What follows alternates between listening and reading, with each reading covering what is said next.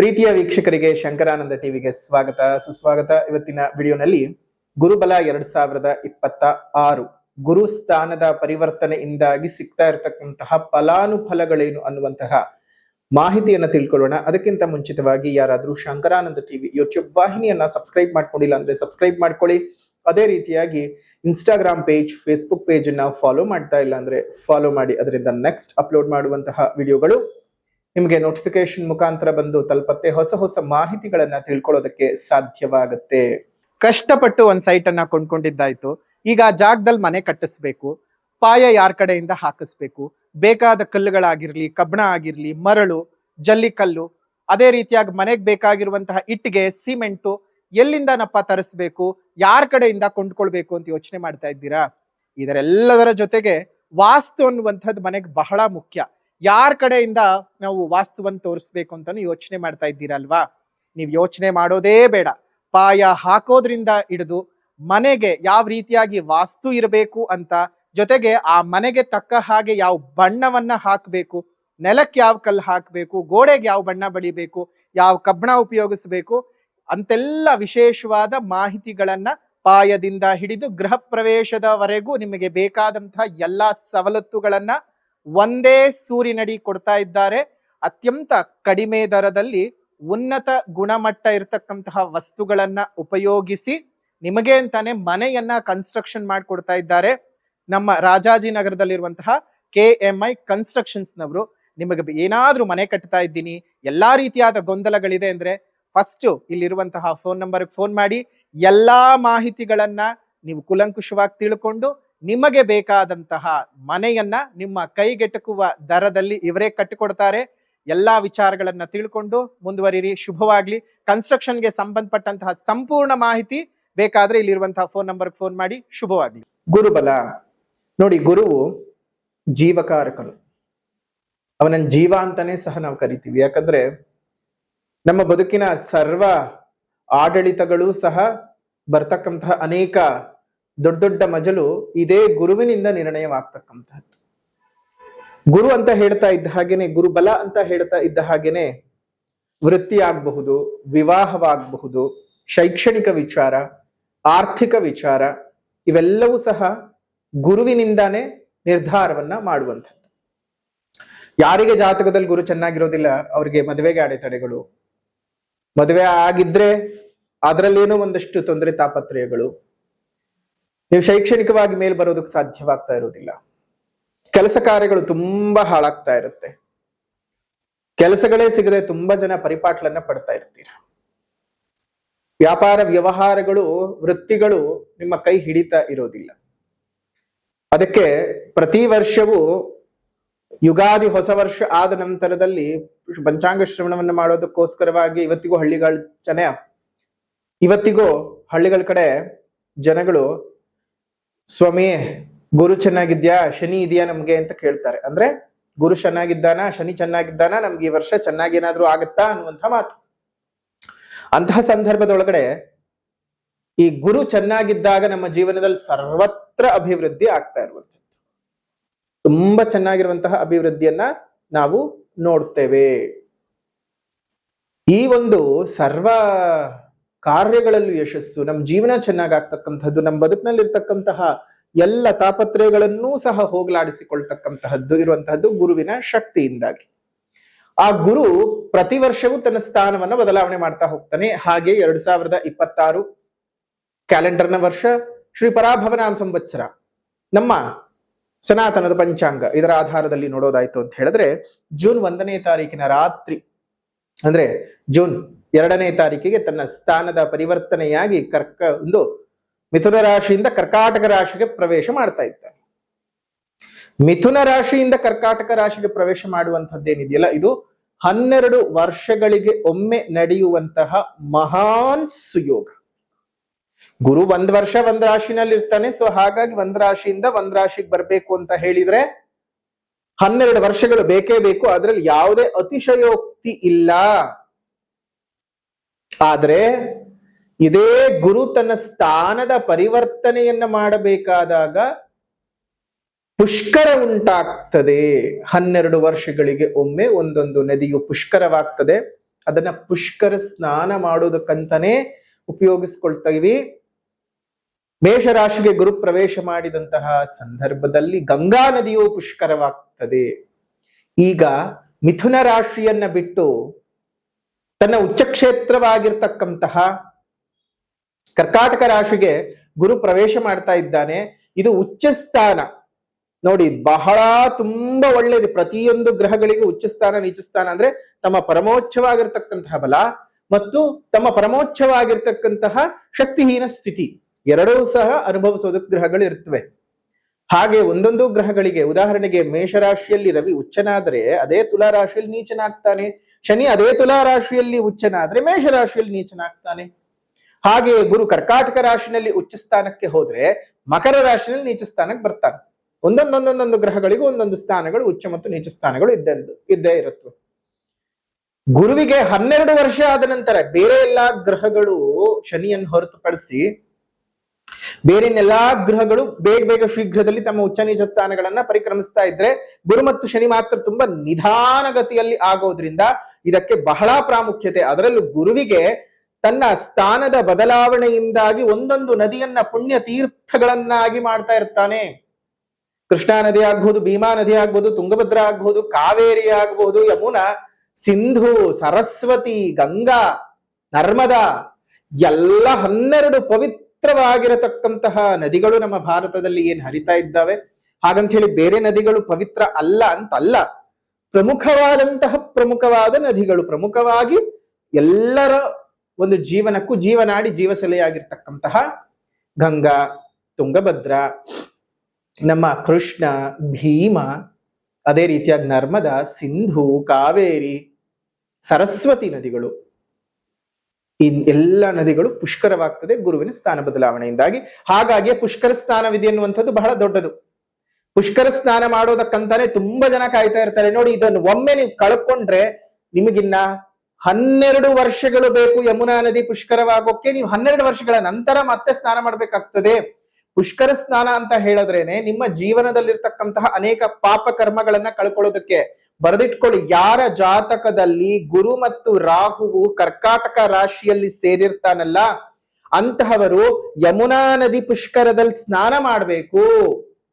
ಆ ಯಮುನಾ ನದಿ ಪುಷ್ಕರದಲ್ಲಿ ಸ್ನಾನ ಮಾಡೋದಕ್ಕೆ ಸಾಧ್ಯ ಆಗದೇ ಇದ್ರೆ ಈ ಬಾರಿ ಇನ್ನು 12 ವರ್ಷಗಳು ಕಾಯ್ಬೇಕು. ಇನ್ನೂ 12 ವರ್ಷಗಳು ಕಾಯ್ಬೇಕಾಗತ್ತೆ. ಮತ್ತೆ 13ನೇ ವರ್ಷಕ್ಕೆ ಬರುವಂಥದ್ದು. ಸೊ ಹಾಗಾಗಿ ಯೋಚನೆ ಮಾಡಿ ಆದಷ್ಟು ಬೇಗ ಇದೇ ಪುಷ್ಕರ ಸ್ನಾನ ಏನು ನಡೆಯುತ್ತೆ ಜೂನ್ 2ನೇ ತಾರೀಕಿನಿಂದ ನೀವು ಹೋಗಿ ಆದಷ್ಟು ಬೇಗ ಪುಷ್ಕರ ಸ್ನಾನನ ಮಾಡ್ಕೊಂಡು ಬರೋದಕ್ಕೆ ಪ್ರಯತ್ನ ಮಾಡಿ. ನಿಮ್ಮೆಲ್ಲರಿಗೂ ಸಹ ಒಳ್ಳೇದಾಗ್ಲಿ. ಎಷ್ಟೋ ಜನಕ್ಕೆ ಪಾಪ ಕಷ್ಟವಾಗ್ತಾ ಇರುತ್ತೆ, ಪುಷ್ಕರ ಸ್ನಾನಕ್ಕೆ ಹೋಗೋದಕ್ಕೆ ಸಾಧ್ಯವಾಗೋದಿಲ್ಲ, ತುಂಬಾ ದೂರ, ಅಯ್ಯೋ ಯಮುನಾ ನದಿಗೆ ಎಲ್ಲಪ್ಪ ನಾವು ಹೋಗೋದು ಅಂತ ಯೋಚನೆ ಮಾಡ್ತಾ ಇರ್ತೀರಾ. ಖಂಡಿತ ನೀವ್ ಯಾರು ಯೋಚನೆ ಮಾಡ್ಬೇಡಿ. ವಿಡಿಯೋನ ಕೊನೆವರೆಗೂ ನೋಡಿ, ಅದಕ್ಕೊಂದು ಸರಳವಾದ ಪರಿಹಾರವನ್ನ ನಾವೇ ಕೊಡ್ತೇವೆ. ಈಗ ಗುರುಬಲದ ವಿಚಾರಕ್ಕೆ ನಾವು ವಾಪಸ್ ಬರೋದಾಯ್ತು ಅಂತ ಹೇಳಿದ್ರೆ ನೋಡಿ, ಮೊದಲನೇದಾಗಿ ಎಲ್ಲಾ ಒಂದು ರಾಶಿಗಳನ್ನು ಲೆಕ್ಕಾಚಾರ ಮಾಡಿದಾಗ 12 ರಾಶಿಗಳಿಗೂ ಈ ವರ್ಷ ಕೆಲ ರಾಶಿಗಳು ಗುರುಬಲವನ್ನ ಕಳೆದುಕೊಳ್ತಾ ಇದ್ದೀರಿ, ಇನ್ನಷ್ಟು ಕೆಲವು ರಾಶಿಗಳು ಗುರುಬಲವನ್ನ ಪಡ್ಕೋತಾ ಇದ್ದೀರಾ. ಇನ್ನು ವೃಷಭ ರಾಶಿಯವರಿಗೆ ನೋಡೋದಾಯ್ತು ಅಂದ್ರೆ ದ್ವಿತೀಯದಿಂದ ತೃತೀಯಕ್ಕೆ ಸಂಚಾರವನ್ನ ಮಾಡ್ತಾ ಇರ್ತಕ್ಕಂಥದ್ದು. ನಿಮ್ಮ ಅಷ್ಟಮಾಧಿಪತಿ ಮತ್ತು ಲಾಭಾಧಿಪತಿ, ಅಷ್ಟಮಾಧಿಪತಿ ರೋಗಸ್ಥಾನಾಧಿಪತಿ, ಆಯುಷ್ ಸ್ಥಾನಾಧಿಪತಿ ಮತ್ತು ನಿಮ್ಮ ಲಾಭಾಧಿಪತಿ ಆಗಿರತಕ್ಕಂತಹ ಗುರುವು ತೃತೀಯಕ್ಕೆ ಹೋಗ್ತಾ ಇದ್ದಾನೆ. ತೃತೀಯದಲ್ಲಿ ಒಂದ್ ಸ್ವಲ್ಪ ಅಶುಭದ ಫಲಗಳನ್ನ ನಿರೀಕ್ಷೆ ಮಾಡ್ಬೇಕಾಗ್ತದೆ. ಗುರುಬಲ ಕಳ್ಕೊಳ್ತಾ ಇದ್ದೀರಿ. ಆದ್ರೂ ಸಹ ಉಚ್ಚ ಸ್ಥಾನವಾಗಿರೋದ್ರಿಂದಾಗಿ ಗುರುಬಲ ಹೋದರೂ ಸಹ ಒಂದು ಅರ್ಧದಷ್ಟು ಭಾಗ ಇದೆ ಅಂತಲೇ ನಾವು ಯೋಚನೆಯನ್ನ ಮಾಡ್ಬೇಕಾಗ್ತದೆ. ಇನ್ನು ಗುರುಬಲ ಹೋಗ್ತಾ ಇದ್ರು ಗುರುವಿನ ಸ್ಥಾನ ಬಲದ ದೃಷ್ಟಿಯನ್ನ ನಾವು ಗಮನಿಸಿದ ಸಂದರ್ಭಕ್ಕೆ ನಿಮ್ಮ ಭಾಗ್ಯಸ್ಥಾನದ ಮೇಲೂ ಅದೇ ರೀತಿಯಾಗಿ ನಿಮ್ಮ ಲಾಭಸ್ಥಾನದ ಮೇಲೂ ನಿಮ್ಮ ಸಪ್ತಮ ಸ್ಥಾನದ ಮೇಲೂ ಗುರುವಿನ ದೃಷ್ಟಿ ಬಿದ್ದಿದೆ. ಈ ಒಂದು ಸ್ಥಾನ ಬಲದ ದೃಷ್ಟಿಯನ್ನ ನಾವು ಗಮನಿಸ್ತಾ ಇರೋದ್ರಿಂದಾಗಿ ನಿಮ್ಗೆ 3ನೇ ಮನೆಗೆ ಹೋಗಿರೋದ್ರಿಂದ ಅದೊಂದು ಸ್ವಲ್ಪ ಧೈರ್ಯವನ್ನ, ಸಾಹಸವನ್ನ, ಪರಾಕ್ರಮವನ್ನ, ನಿಮ್ಮ ಪ್ರಯತ್ನವನ್ನ ತೋರಿಸ್ತಕ್ಕಂತಹದ್ದು. ಸ್ವಲ್ಪ ಪ್ರವಾಸಗಳು ನಿಮಗೆ ಪ್ರಯಾಸಗಳನ್ನ ತಂದು ಕೊಡಬಹುದು. ಮನೆಯಲ್ಲಿ ಒಂದಿಷ್ಟು ಆಸ್ತಿಯ ವಿಚಾರಗಳು ನಿಮ್ಮ ಸಹೋದರ ಸಹೋದರಿಯರ ನಡುವೆ ಒಂದಿಷ್ಟು ವೈಮನಸ್ಸುಗಳನ್ನ ತಂದು ಹಾಕಬಹುದು. ಅದೇ ರೀತಿಯಾಗಿ ಒಂದು ಒಳ್ಳೆ ರೀತಿನಲ್ಲಿ ನಿಮ್ಗೆ ಪಾಸಿಟಿವ್ ಅಂತ ನೋಡೋದಾಯ್ತು ಅಂತ ಹೇಳಿದ್ರೆ ನಿಮ್ಗೊಂದು ಉತ್ತಮವಾದ ಜ್ಞಾನ ಉತ್ಪತ್ತಿ ಆಗತಕ್ಕಂಥದ್ದು, ಒಳ್ಳೆ ರೀತಿಯಲ್ಲಿ ಧರ್ಮ ಅಥವಾ ಒಂದಿಷ್ಟು ಆತ್ಮಾವಲೋಕನ ಮಾಡ್ಕೊಳ್ತೀರಿ, ಸರಿಯಾದ ರೀತಿನಲ್ಲಿ ನೀವು ಇದ್ದೀರೋ ಇಲ್ವೋ ಅನ್ನುವಂತಹ ಪರೀಕ್ಷೆಗಳನ್ನ ನೀವೇ ಮಾಡ್ಕೊಳ್ತಕ್ಕಂತಹದ್ದು. ಅದೇ ರೀತಿಯಾಗಿ ಬೇರೆಯವರನ್ನ ತುಂಬಾ ಚೆನ್ನಾಗಿ ಮೆಚ್ಚಿಸ್ತೀರಿ ನಿಮ್ಮ ಮಾತುಗಳಿಂದ, ಈ ಒಂದು ಗುರುವಿನ ಸ್ಥಾನ ಬದಲಾವಣೆ. ಇನ್ನು ಗುರುವು 7ನೇ ದೃಷ್ಟಿ ಅಂತಂದ್ರೆ ನಿಮ್ಮ ರಾಶಿಯಿಂದ ಭಾಗ್ಯಸ್ಥಾನದ ಮೇಲೆ 9ನೇ ದೃಷ್ಟಿ ಮತ್ತು 11ನೇ ಮನೆಗೆ ದೃಷ್ಟಿಯನ್ನ ಕೊಟ್ಟಿರೋದ್ರಿಂದಾಗಿ ನಿಮಗೆ ಭಾಗ್ಯೋದಯದ ಜೊತೆಗೆ ಕೆಲವೊಂದು ನೀವು ಯೋಚನೆನೇ ಮಾಡಕ್ ಸಾಧ್ಯ ಇಲ್ಲದೆ ಇರುವಂತಹ ರೀತಿಯ ಲಾಭಗಳೆಲ್ಲ ಬಂದು ಬಿಡುವಂತಹದ್ದು, ದಿಢೀರಂತ ಹಣಕಾಸಿನ ಬೆಳವಣಿಗೆಗಳು ಚೆನ್ನಾಗಿ ಆಗ್ಬಿಡುತ್ತೆ. ಬಟ್ ಆದ್ರೆ ಅದೇನೋ ಉಳಿಸ್ಕೊಳ್ಳೋದಕ್ ಸಾಧ್ಯ ಆಗೋದಿಲ್ಲ, ಸಾಲಗಳು ತೀರು ಹೋಗುತ್ತೆ, ಮತ್ ಹೊಸ ಸಾಲಗಳಿಗೆ ಅದು ದಾರಿ ಮಾಡಿಕೊಡುತ್ತೆ. ಒಂದ್ ಮುಗೀತು ಅಂದ್ರೆ ಇನ್ನೊಂದು ಹೊಸತರ ಆರಂಭ, ಪ್ರತಿಯೊಂದು ಅಷ್ಟೇ, ಯಾವುದು ಅಂತ್ಯವಲ್ಲ. ಅಂತ್ಯ ಅನ್ನುವಂಥದ್ದು ಏನು ಅಂತಂದ್ರೆ ಇನ್ನೊಂದರ ಆರಂಭ ಅಂತಲೇ ಅರ್ಥ. ಜೊತೆಗೆ ನಿಮಗೆ ಸ್ವಲ್ಪ ಸೋಮಾರಿತನಗಳು ಜಾಸ್ತಿ ಆಗತಕ್ಕಂತಹದ್ದು, ಒಡ ಹುಟ್ಟಿದವರೊಟ್ಟಿಗೆ ಒಂದಷ್ಟು ವೈಮನಸ್ಯಗಳು ಬರ್ತಕ್ಕಂತಹದ್ದು, ಮತ್ತೆ ವೈವಾಹಿಕ ಸಂಬಂಧಗಳಲ್ಲೇನಾದರೂ ಏರುಪೇರುಗಳಿದ್ರೆ ಸರಿ ಹೋಗತಕ್ಕಂಥದ್ದು. ನೋಡಿ, ಮಿಶ್ರ ಫಲಗಳನ್ನ ಅನುಭವಿಸಬೇಕಾಗ್ತದೆ ಈ ಒಂದು ವೃಷಭ ರಾಶಿಯವರು. ಅದೇ ರೀತಿಯಾಗಿ ದೊಡ್ಡ ದೊಡ್ಡ ಅವಕಾಶಗಳು ನಿಮ್ಮ ಕೈ ಹತ್ರ ಬಂದು ಕೈಗೆ ಸಿಗದೆ ಹೋಗ್ಬಿಡುತ್ತೆ. ಆ ಅವಕಾಶ ಬಂದ್ರೆ ಎಷ್ಟು ಚೆನ್ನಾಗಿರುತ್ತೆ ಅಲ್ವಾ ಅಂತ ಯೋಚನೆ ಮಾಡ್ತಾ ಇರ್ತೀರಿ, ಬರುತ್ತೆ, ಆದ್ರೆ ಬಂದದ್ದನ್ನ ನೀವು ಉಳಿಸ್ಕೊಳ್ಳೋದಕ್ಕೆ ಸಾಧ್ಯವಾಗದೆ ಹೋಗಬಹುದು. ಈ ಒಂದು ವೃಷಭ ರಾಶಿನಲ್ಲಿ ಹುಟ್ಟಿರ್ತಕ್ಕಂಥವರಿಗೆ ನಿಮ್ಮ ತಂದೆ ತಾಯಿಯ ಜೊತೆಗೆ ಎಲ್ಲೋ ಒಂದ್ ಕಡೆ ಸಣ್ಣ ಮಟ್ಟದ ವೈಮನಸ್ಯಗಳು ಬಂದ್ಬಿಡ್ತಕ್ಕಂತಹದ್ದು, ಇದ್ದಕ್ಕಿದ್ದ ಹಾಗೆ ಹಣದ ಉತ್ಪತ್ತಿಯ ಮೂಲಗಳು ಜಾಸ್ತಿ ಆಗಿ ಎಲ್ಲೋ ಒಂದ್ ಕಡೆ ನಿಮ್ಮನ್ನ ಮನಸ್ಸು ನಿಮಗೆ ಅರಿವಿಲ್ಲದ ಹಾಗೆ, ನೀವು ಹಾಗಲ್ಲ, ಆದ್ರೆ ಕೆಲವೊಮ್ಮೆ ನಿಮ್ಮ ಅರಿವಿಗೆ ನೀವೇ ಬರದ ರೀತಿಯಲ್ಲಿ ಹಣಕ್ಕೆ ಪ್ರಾಮುಖ್ಯತೆಯನ್ನ ಕೊಟ್ಬಿಡ್ತೀರಾ. ಆದ್ರೆ ಆ ರೀತಿಯಾಗಿ ಮಾಡಕ್ ಹೋಗ್ಬೇಡಿ, ನಿಮ್ ಮೆಂಟಾಲಿಟಿ ಹಾಗಲ್ಲ, ನೀವು ಸಂಬಂಧಗಳಿಗೆ ಬೆಲೆ ಕೊಡ್ತಕ್ಕಂಥವ್ರು. ಆದ್ರೂ ಈ ಗ್ರಹ ಸ್ಥಿತಿಗಳಿಂದಾಗಿ ನಿಮ್ಗೇನಾಗ್ಬಿಡುತ್ತೆ, ಸ್ವಲ್ಪ ಮಟ್ಟಕ್ಕೆ ತೊಂದರೆ ತಾಪತ್ರಗಳು ಉಂಟಾಗ್ಬಿಡುತ್ತೆ, ಜಾಗೃತಿಯಾಗಿ ಇರಬೇಕು. ಒಂದು ವೃಷಭ ರಾಶಿಯವರು ಗುರುಬಲವನ್ನು ಕಳ್ಕೊಳ್ತಿದ್ದೀನಿ ಅನ್ನುವಂತಹದ್ದು ಯೋಚನೆ ಬೇಡ. ಆದ್ರೆ ಒಂದು ಹಂತಕ್ಕೆ ನಿಮ್ಗೆ ಗುರುಬಲ ಇದೆ ಅಂತಾನೆ ಭಾವನೆ ಮಾಡ್ಕೊಳ್ಬೇಕು. ಆರೋಗ್ಯದ ಬಗ್ಗೆ ಸ್ವಲ್ಪ ಕಾಳಜಿಯಾಗಿರಿ. ಇದಕ್ಕಿದ್ದ ಹಾಗೆ ಸಂಬಂಧಿಕರೊಟ್ಟಿಗೆ ಎಷ್ಟೋ ವೈಮನಸ್ಯಗಳು ಬಂದ್ಬಿಡ್ತಕ್ಕಂತಹದ್ದು, ಎಲ್ಲೋ ಒಂದ್ ಕಡೆ ಸಿಕ್ಕಾಕೊಂಡ್ಬಿಟ್ಟಿರ್ತೀರಿ, ಯಾವುದು ಕೆಲಸ ಕಾರ್ಯಗಳು ಸರಿಯಾಗಿ ಆಗ್ತಾ ಇರೋದಿಲ್ಲ, ಆ ರೀತಿಯಾದ ಭಾವನೆಗಳು ಬರ್ತಾ ಇರುತ್ತೆ. ಜಾಗೃತೆಯಾಗಿದ್ದು ಹೇಳೋ ಪರಿಹಾರವನ್ನ ಮಾಡ್ಕೊಳ್ಳಿ. ವೃಷಭ ರಾಶಿಯವರಿಗೆ ಗುರುಬಲ ಇಲ್ಲ, ಹಾಗಾಗಿ ಗುರುಶಾಂತಿಯನ್ನ ಮಾಡಿಕೊಳ್ಳುವಂತಹ ಅವಶ್ಯಕತೆ ಇದೆ. 31ನೇ ತಾರೀಕು 5ನೇ ತಿಂಗಳು 2026 ಶುಭ ಪೌರ್ಣಮಿಯ ದಿವಸ, ಅದರಲ್ಲೂ ಅಧಿಕ ಮಾಸದಲ್ಲಿ ಬಂದಿರುವಂತಹ ಪೌರ್ಣಮಿ.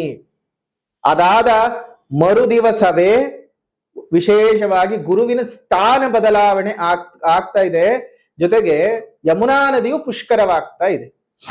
ಹಾಗಾಗಿ ಯಮುನಾ ನದಿಯ ಪುಷ್ಕರ ಸ್ನಾನದ ಫಲ, ನಿಮ್ಮ ಗುರುವಿನ ಸ್ಥಾನ ಬದಲಾವಣೆಯಿಂದಾಗಿ ನಿಮ್ಮ ಜೀವನದಲ್ಲಿ ಆಗಬಹುದಾಗಿರ್ತಕ್ಕಂತಹ ಏರಿಳಿತಗಳ ಸಮಸ್ಯೆಗಳ ನಿವಾರಣೆಗಾಗಿ ಗುರು ಮಹಾಯಾಗವನ್ನ ಮಾಡ್ತಾ ಇದ್ದೇವೆ.